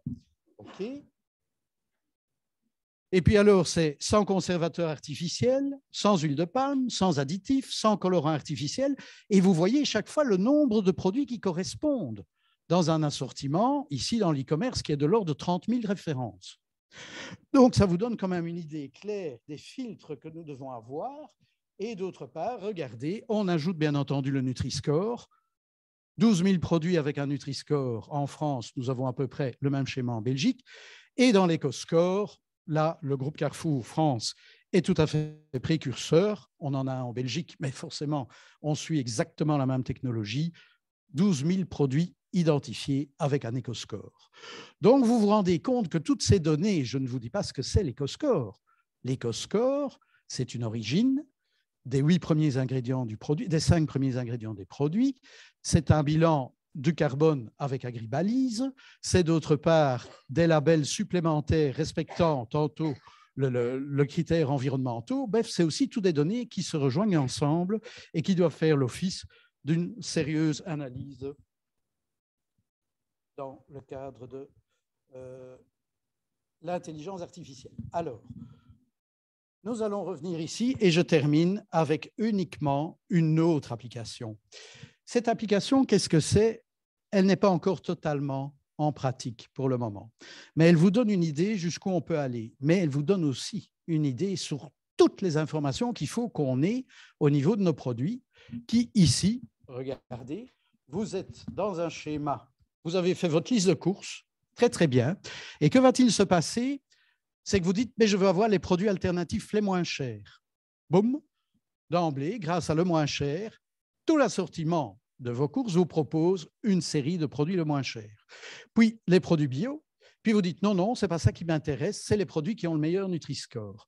Ça veut dire que là derrière, le qualiticien que je suis doit garantir au groupe que les données qu'on a là restent d'actualité et sont bien sûr toujours les moins chers et sont toujours au niveau du Nutri-Score adaptés. Parce qu'entre-temps, on n'en parle pas, mais vous avez les améliorations de produits, les bases de données qui changent. Et donc, je ne vous dis pas la difficulté que nous avons à pouvoir mettre cela en place avec des informaticiens, des ingénieurs civils qui ne demandent qu'une chose, c'est d'avoir les données et aussi vite de pouvoir les utiliser. Donc, vous le voyez ici, que ce soit pour des produits alternatifs, que ce soit pour essayer de détecter un choix de consommateur. Moi, j'ai mes informaticiens qui viennent et mon marketing qui dit, Pascal, moi, je sais que pour consommer la viande, il y a 3 critères qui sortent. Le produit doit être local, le fermier doit être correctement payé, le Nutri-Score doit rester cohérent et il faut garantir le bien-être animal. Voilà. Tu nous garantis ça pour les X milliers de produits que nous vendons en boucherie et nous sommes heureux. Donc, vous le voyez, ce n'est pas si simple que ça. Mais les technologies sont là si elles nous permettent de mieux informer le consommateur.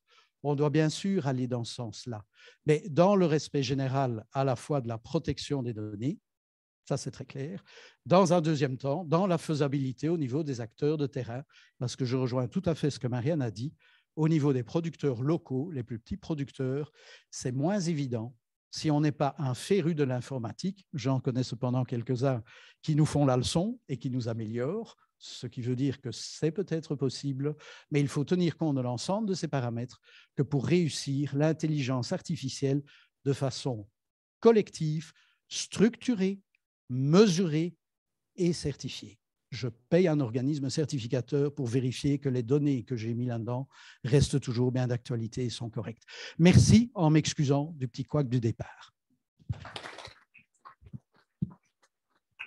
Voilà, merci beaucoup, Pascal. Nous avons beaucoup parlé depuis le début de la fourche à la fourchette et je voudrais donner la parole à la fourche.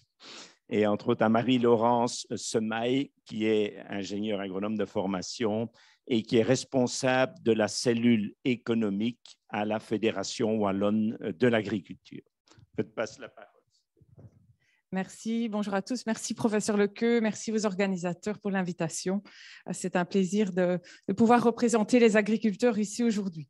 Alors, je voudrais simplement très rapidement rappeler les objectifs de la fourche à la fourchette qui sont quand même vraiment très important pour les agriculteurs parce qu'on parle d'une réduction de 50% des pesticides, une réduction de 50% de l'utilisation des antibiotiques, une réduction de 20% des engrais utilisés dans une un pas de temps qui est relativement court, puisque c'est 2030. Donc, vous l'aurez compris, au vu de ces objectifs chiffrés, il faut savoir d'où on part et donc effectivement mesurer, comme l'a dit M. Aymans, c'est savoir et c'est surtout savoir d'où on part, c'est fondamental pour les agriculteurs. Alors, les agriculteurs, je pense, comprennent bien les attentes des différents acteurs et maillons de la chaîne alimentaire. Les données sont importantes pour contrôler, les données sont importantes pour certifier, les données sont également importantes pour rassurer le consommateur, pour faire de la recherche, les données sont importantes pour se positionner sur un marché en tant que distributeur, mais pour les agriculteurs, ce qui est important de rappeler, c'est que les données doivent avant tout leur être utiles aussi à eux. Donc, ça doit être un vrai win-win. Alors, au niveau de l'agriculture, ce n'est pas évident et on l'a dit dans les interventions, il y a plusieurs freins, plusieurs étapes difficiles à passer. La première, c'est l'encodage et la collecte des données.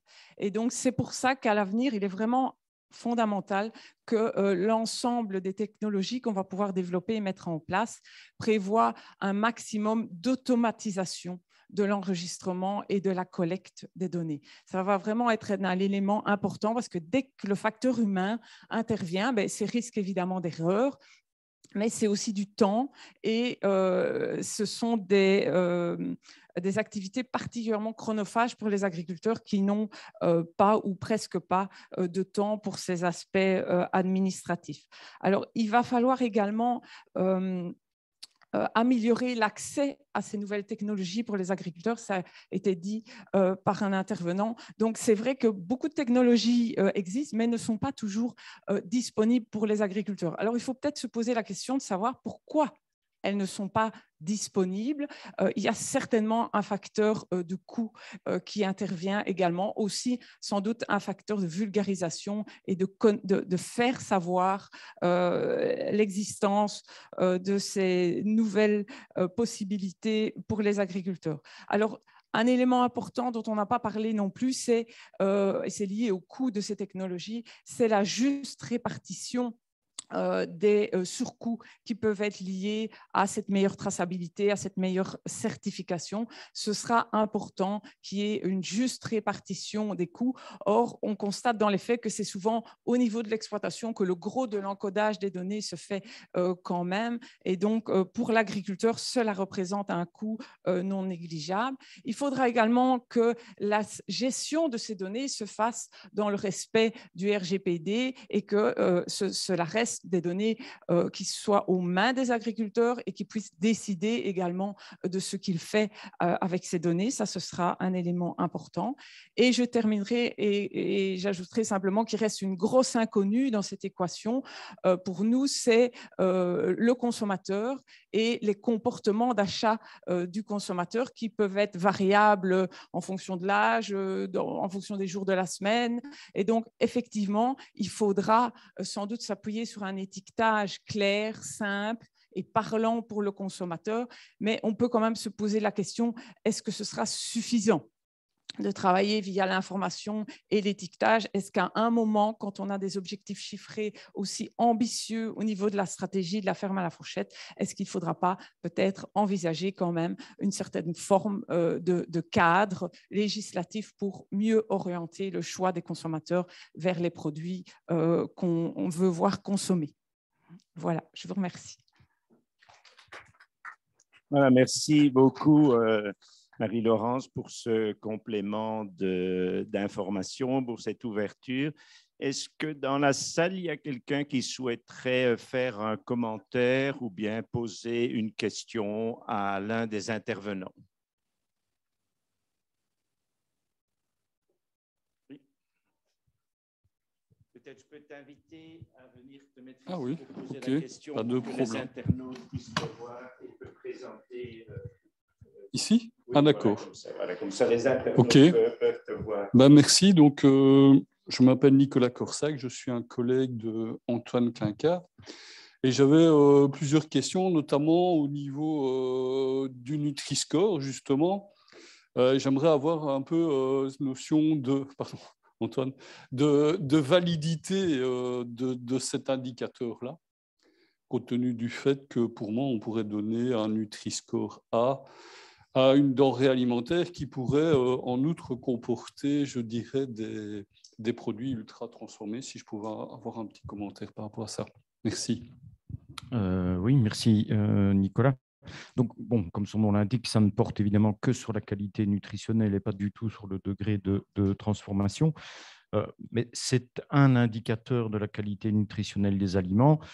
Je dis bien de l'aliment et pas de la qualité du régime. Donc, il faut prendre là aussi, je pense, un peu de recul par rapport à ce paramètre. Et par exemple, comparer des aliments qui sont comparables. On pourrait prendre l'exemple d'un plat cuisiné. Il est clair que là, ce paramètre a toute sa pertinence puisque selon que l'aliment est plus ou moins gras, plus ou moins salé, moins riche en fibres, etc., son Nutri-Score va évidemment être moindre et peut-être se focaliser un peu moins sur des aliments qui sont quelque part presque des ingrédients. Je vais prendre l'exemple d'une huile ou d'une matière grasse. C'est clair qu'il ne faut pas diaboliser ce type d'aliment ou le stigmatiser. Ce n'est qu'un aliment qui est consommé en très faible quantité. Mais une fois encore, je pense l'information du consommateur est hyper importante et on constate parfois évidemment une utilisation de cette information sous forme de raccourcis. Donc, clairement, l'information est nécessaire. Je ne sais pas si quelqu'un d'autre veut intervenir. Oui, Pascal. Juste aussi rappeler la dimension d'amélioration qui se retrouve dans ce genre de technologie. Le Nutri-Score, évidemment, je peux vous dire que nous sommes tous occupés, le monde de l'industrie aussi, à essayer de faire en sorte que les Nutri-Scores C et D arrivent plutôt vers B et C. Et donc, il y a cette volonté d'essayer toujours d'améliorer le critère ici, au sens nutritionnel du terme, d'améliorer les critères du produit pour pouvoir apporter quelque chose, certes, de plus sain.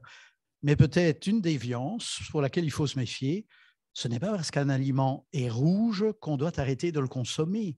L'aliment rouge dit simplement « faites attention ». Manger diversifié reste la règle de base.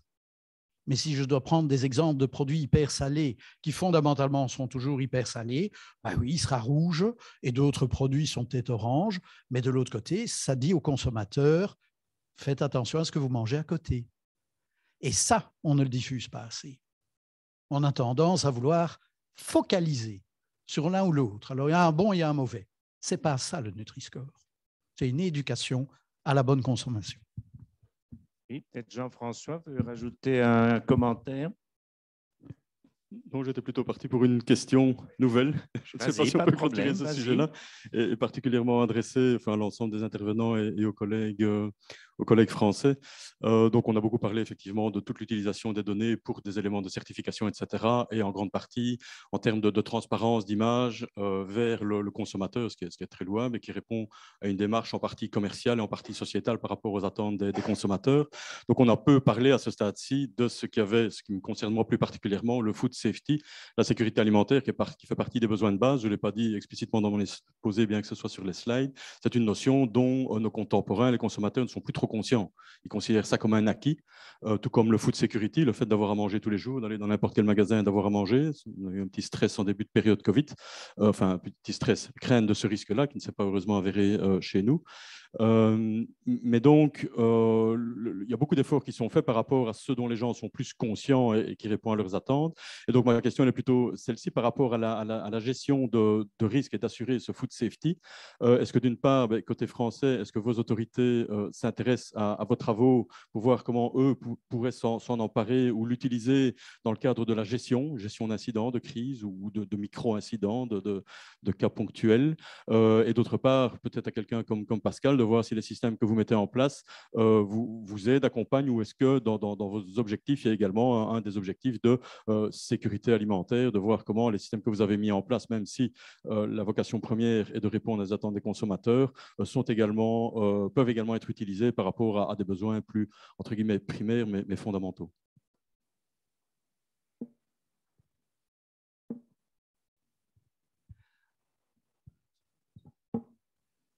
Alors, pour ce qui est food safety, effectivement, aujourd'hui, il y a des systèmes d'alerte qui sont en place et qui surveillent en fait toutes les possibilités d'épidémie qui apparaissent et qui les contrôlent.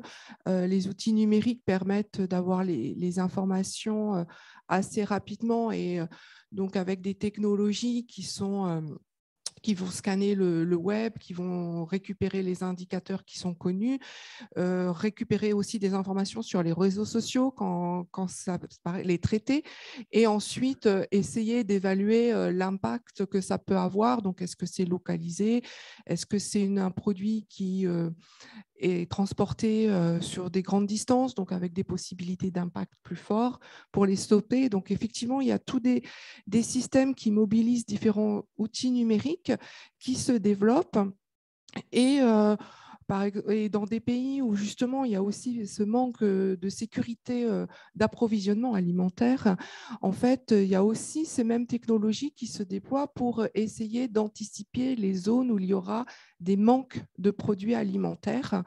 Et donc, bon, ça s'intéresse aujourd'hui plutôt aux pays du Sud, mais l'idée, c'est voilà, cette zone-là, elle va se retrouver en carence, en famine, et donc comment les approvisionner le plus rapidement, anticiper. En fait, on est dans des phénomènes d'anticipation et essayer de prévoir et de mettre en place les logistiques avant que l'impact soit énorme et que les populations soient impactées de manière importante. Donc, effectivement, des choses sont en développement, mais c'est comme tout, c'est pas encore tout stabilisé. C'est beaucoup part de recherche sur pas mal de technologies. Donc, est-ce que vos autorités s'intéressent, je pense peut-être aussi aux travaux de M. Saucède, à utiliser ces technologies-là dans le cadre de développement permettant une gestion d'incidents, de crise, enfin une gestion de sécurité alimentaire au quotidien? Oui, c'est vraiment réfléchi. Et alors, c'est pas complètement encore établi, mais c'est vraiment, ça émerge. Et puis, après, il y a pas juste repérer en fait les incidents. Il y a aussi quelle intervention et quelle action mettre en place. Et je dirais que pour l'instant, la réflexion c'est toujours pareil. Les outils existent, les possibilités existent. Maintenant, qu'est-ce qu'on en fait et comment on répond et on les mobilise? Et ça, je pense que là, il y a encore du travail. J'en suis convaincu. Pascal, peut-être chez Carrefour, comment? C'était une des premières questions de base quand on a voulu lancer le projet, avec effectivement nos collègues venant comme hygiénistes, qualiticiens. C'est attendez, moi j'ai toutes mes données et voilà par exemple les checklists que les autorités publiques utilisent actuellement, qu'on pourrait très bien faire passer. Alors après, la réflexion était de dire oui, mais est-ce que c'est ça qui va d'abord interpeller le consommateur? Par contre, vous avez vu dans le système, et ça aussi c'est limite, c'est qu'à un moment donné, quand on vous explique les différentes étapes, j'ai passé l'étape de l'alimentation là au niveau des volailles, vous avez le fournisseur de volailles, mais vous avez aussi l'adresse de son site. Vous pouvez donc aller voir sur son site. Mais là, sur son site, certains nous montrent leur traditionnelle mise en avant. Et c'est là que parfois on pourrait réfléchir à une information de part et d'autre plus structurée qui pourrait répondre de façon légitime que quand moi je dise, ben voilà, au niveau des contrôles AFSCA, à telle étape, nous avons répondu à ça, ça, ça et ça. Vous voulez plus d'informations? Je devrais pouvoir appuyer sur un bouton, me semble-t-il, et où l'AFSCA dit très clairement, voilà ce que nous on fait. Je peux très bien l'expliquer moi-même, mais ça nécessitera aussi une supervision, etc. Et je crois qu'à un moment donné, il y a certains types d'informations qui doivent rester générales et communes à tout le monde. Parce que si chaque commerçant se met à interpréter à sa façon certaines choses, ça va devenir très complexe. Et là, je crois que, comme parfois on est obligé à soumettre la communication qu'on fait, je pense aux certifications bio et autres, ben, il est clair que peut-être demain, avec ces nouvelles technologies, on devra réfléchir à un meilleur échange de communication qui pourrait être utilisé alors sur cet outil-là. Voilà.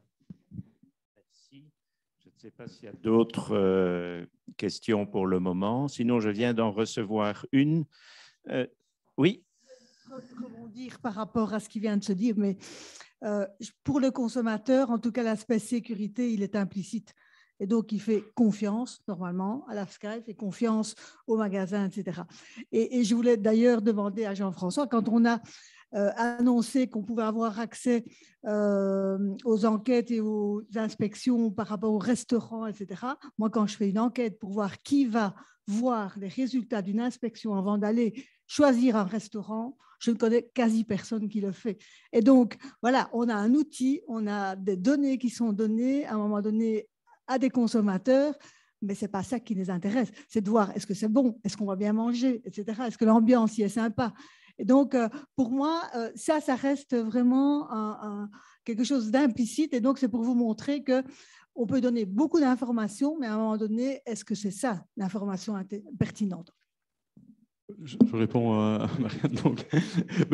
Donc, tu l'as rappelé, effectivement, le food safety, la sécurité alimentaire, elle est implicite, elle est considérée comme sûre, en tout cas dans nos pays. Et heureusement, il ne faut pas sous-estimer le travail qu'il y a derrière, le premier travail qui est celui des opérateurs. Hein. Nous, on n'est jamais qu'un organisme entre guillemets de contrôle de ce qu'ils font. Et donc, il y a ce tout gros travail dont le consommateur n'est plus forcément conscient. Alors, effectivement, on a brainstormé, évoqué plusieurs pistes, etc., pour avoir, suite à une demande sociétale, je vais dire, à publier les résultats. Et de manière compréhensible par les consommateurs, ce qui nous a fait finalement parvenir au système actuel, qui est probablement pas parfait, mais qui via un système de logo, de smiley finalement, donne des résultats, un aperçu des résultats, des derniers résultats d'inspection. Tous les consommateurs peuvent aller le voir. Peu le font. On devrait peut-être, on est en train de modifier notre site internet, faciliter cet accès-là, mais comme tu dis, ça répond à une demande sociétale. Testachat était en première ligne pour demander ça. Je pense à juste titre, on doit travailler en transparence. D'autres pays l'ont fait aussi de manière différente. Mais est-ce que le consommateur lambda fait ces démarches-là? Effectivement, je ne pense pas. Il considère effectivement que c'est acquis, autrement c'est fermé, pour schématiser. Voilà. J'ai une question. Oui? C'est effectivement une question très importante. Et d'ailleurs, je me ferai corriger s'il le faut, mais il me semble que du moins les démarches de Walmart d'expérimentation sur la blockchain sont arrivées dans un contexte de contamination de salade de 4e gamme, je crois, par des bactéries E. coli. Des expérimentations en Chine où les consommateurs ont été extrêmement sensibilisés par des problèmes sanitaires sur du lait infantile, si je ne me trompe pas. Donc, on a quand même des chaînes qui sont de plus en plus sûres, mais se pose aussi la question d'éliminer au maximum les risques ou d'être de plus en plus précis pour les faire revenir. Donc ça, c'est un aspect. Comment est-ce qu'on peut l'améliorer? Le deuxième aspect, c'est on a des données, mais une certaine partie de ces données aussi sont personnelles, peuvent toucher les consommateurs. Et des questions se posent de jusqu'où on peut aller si un produit doit être rappelé, par exemple. Comment informer les consommateurs, jusqu'où aller et dans quel cadre réglementaire d'exploitation des données aussi. Donc il y a, je crois, beaucoup de travail aussi à ce niveau-là. Je confirme. Ouais. Alors, je vais donner maintenant la parole à un consommateur qui m'a interpellé et voici sa question. Ce qu'il recherche, c'est la simplicité. Donc, lui, il est chez lui, il a son téléphone intelligent et il a téléchargé une application. Et dans cette application, il y a les critères non négociables. Par exemple, il veut garantie au niveau aliments sains, pas de transmission de maladies, et par exemple, bio. Et puis, deuxièmement, il a choisi des critères, si possible, présents, par exemple, circuit court, ou par exemple, pas de sucre ajouté. Le consommateur, je vais sur le site Internet ou dans le magasin, je scanne le QR code de l'aliment, il n'y a plus aucune inscription, les tous les machins, il y a un QR code, je le scanne et je regarde, comme avec le COVID Safety Kit, vert oui, rouge non, orange, les critères non négociables sont respectés, mais les autres, ce n'est pas tout à fait ça. Est-ce possible maintenant ou demain? Ah, c'est la demande du consommateur. Pascal. Je ne vais pas dire où on en est. Ce matin, on entendait sur les chaînes publiques que M. Bompard avait annoncé un investissement de 3 milliards d'euros dans le digital. Il est évident que des groupes comme Walmart, comme Carrefour et d'autres, au niveau international, nous travaillons d'arrache-pied là-dessus parce que notre mission de base, pouvoir informer au mieux et au plus juste le consommateur par rapport à ses propres envies, c'est fondamental. Il y a une évolution dans le temps qu'il faut bien voir. Dans les années 2000, on travaillait ensemble sur des sujets de qualité. La définition de la qualité était l'ensemble des caractéristiques d'un produit ou d'un service qui lui confèrent l'aptitude de répondre à des attentes explicites et implicites d'un client. À l'époque, les attentes explicites, ça doit être bon et pas cher. Et les attentes implicites, le bien-être animal, le bilan carbone, le bilan nutritionnel, elles se sont faites jour au fur et à mesure. Qu'est-ce que je veux dire par là? C'est qu'aujourd'hui, nous devons gérer ces attentes implicites et les commerçants comme les industriels qui les ont perçues à l'époque sont aujourd'hui des leaders. Donc oui, Monsieur Lequeux, on est tous occupés à travailler sur ces bases de données. Tous, on est occupés d'essayer d'anticiper les attentes implicites de clients, mais il faut faire le lien avec le terrain. Et comme le disait Marie-Laurence Semaille tout à l'heure, il faut que ça puisse se développer avec les partenaires de façon super efficace et autre. Et je crois que la technologie des capteurs devient quelque chose de fondamental à développer pour pouvoir arriver, et là je laisserai plutôt aux experts le soin de s'exprimer, à ce genre de système que vous évoquez. Mais n'oublions pas, le respect général des données personnelles devra toujours être la première règle du jeu dans cette optique-là. Mais je vous laisse peut-être commenter la partie plus technique.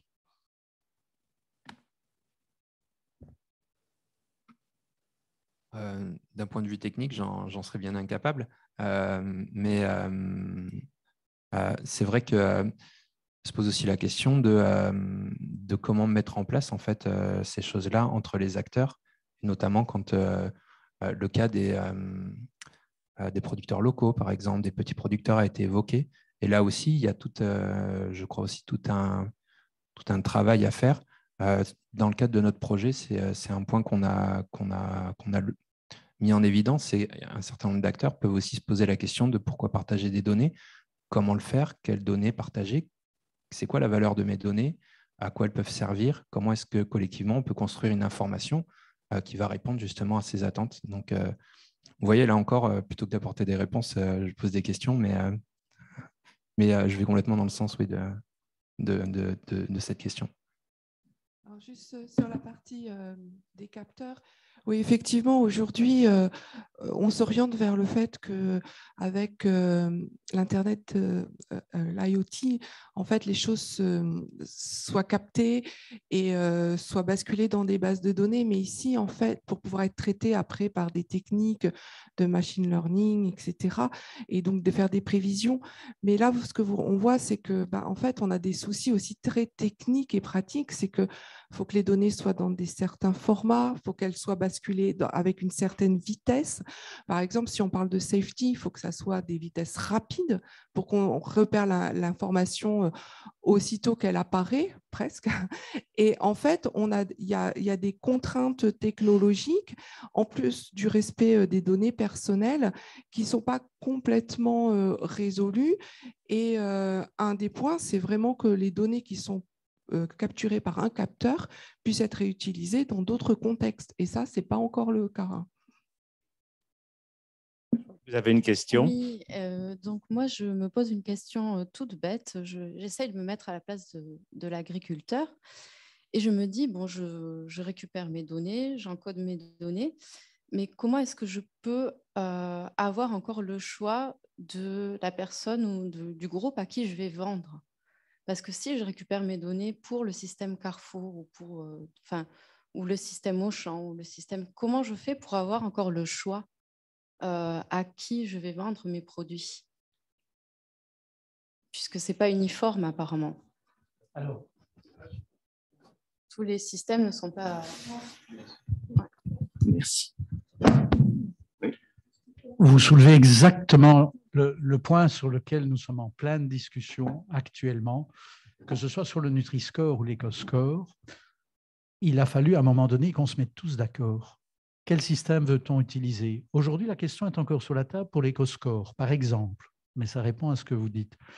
C'est de savoir, tiens, va-t-il y avoir demain en Belgique un seul système qui va nous permettre de gérer de la façon souhaitée au travers de La question est au Parlement en France, si j'ai bien suivi vos dernières actualités, où vous avez des auditions qui se font pour le moment et où ils doivent choisir quel est le bon système d'étiquetage environnemental, l'EcoScore, le Planet Score ou autre. À partir du moment où, via l'autorité publique, on a un outil qui, sous l'accord des différentes parties prenantes, le monde agricole, les transformateurs et les commerçants, qui se mettent en place et qui peut fonctionner, alors à partir de ce moment-là, vous récupérez votre liberté. Dans l'autre cas, vous allez être obligé d'adhérer à chacun des systèmes des clients potentiels. Mais je vous invite à faire une chose, hein, qu'on ne vous fasse rien payer, parce que ça doit être à charge de ceux qui vous le demandent. Ça, c'est très clair. Et donc, à ce moment-là, il faut… Mais on a connu ça tout un temps dans les histoires de nos labels et autres. Et donc, on s'est tous mis autour d'une table avec le monde agricole pour essayer d'uniformiser au maximum. Mais votre question a toute sa réalité aujourd'hui et se discute au Parlement. Merci. Alors, oui, je passe la parole à Marie-Laurence, s'il te plaît. Merci. Peut-être un petit élément complémentaire par rapport à ce que Pascal a dit. Effectivement, on a un problème de rapport de force quand même qui se crée entre un exploitant familial qui veut vendre son produit et un distributeur ou un transformateur, c'est parce que c'est le cas aussi avec certaines laiteries, qui dit tiens, je donne un petit plus si tu encodes une série de données et si tu me transmets l'information, ou je donne un petit plus sur le produit si tu me donnes accès à tes données qui sont dans telle base de données. Donc effectivement, individuellement, une donnée peut sembler ne pas avoir beaucoup d'importance ou beaucoup de valeur pour un agriculteur, mais c'est clair que quand on rassemble l'ensemble des données de tous les producteurs laitiers de Wallonie, par exemple, ça a une réelle valeur à différents niveaux. Donc, au niveau de la fédération, on est en train, en tout cas à notre niveau, de travailler d'un point de vue juridique par rapport à la protection de ces données individuelles, voir comment on peut quand même laisser la liberté aux différents opérateurs de la filière d'échanger entre eux leurs données, mais tout en protégeant la réelle valeur qu'a un ensemble de données. Et je pense que un bel exemple en termes de gestion de données et aussi de conciliation avec cet élément de protection, c'est les bases de données antibiotiques qu'on a créées. Donc, on a 2 bases de données où on collecte l'ensemble des données antibiotiques pour les différents secteurs, porc, volaille, maintenant lait, et ça va démarrer aussi pour les bovins à viande. Et on le fait à 2 niveaux. D'abord, des niveaux régionaux, où ce sont les organisations d'identification animale qui s'occupent d'encoder ces éléments-là. Et alors, ces bases de données, je vais dire, plus sectorielles ou en tout cas co-gérées avec les agriculteurs, transmettent les données pertinentes à une base de données publique qui permet de répondre aux exigences légales en la matière. Et je pense que c'est une structure, en tout cas à étudier. D'abord, organiser, fédérer les agriculteurs pour qu'ils rassemblent leurs données et qu'ils le fassent dans le respect d'une base légale en matière de collecte de données importantes pour la chaîne alimentaire. Dans ce cadre-ci, c'était la lutte contre l'antibiorésistance. Donc, c'est un modèle qui me semble pertinent pour rééquilibrer le rapport de force au sein de la chaîne alimentaire et toujours dans une optique de meilleure répartition de la valeur ajoutée également. Merci beaucoup. Alors, j'ai une dernière question parce que le temps avance. Elle me vient d'un médecin qui suit nos présentations. Donc, il s'occupe avec moi d'un groupe sur l'intelligence artificielle dans le domaine de la santé.